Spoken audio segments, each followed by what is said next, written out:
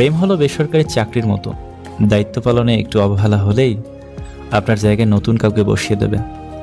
সবার আড়ালে যার চোখের জল পড়ে সে কখনো মিথ্যে অভিনয় করে না। গুরুত্ব দিলে যদি গুরুত্বের মর্ম না বোঝে, তখন সে স্থান থেকে চলে আসাটা কর্তব্য হয়ে দাঁড়ায়।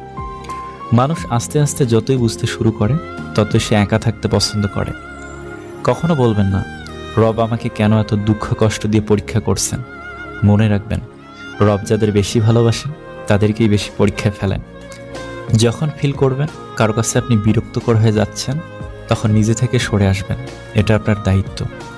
আমার কাছে সেরা মানুষ তারাই, অহংকার করার মতো যোগ্যতা থাকা সত্ত্বেও যাদের মাঝে অহংকারের সিটে ফোটাও নেই। যখন কেউ তোমার রাগের কোনো দাম দেয় না, তো বুঝে নিও ভালোবাসা ফুরিয়ে গেছে, তুমি তার কাছে বিরক্তকর হয়ে গেছো।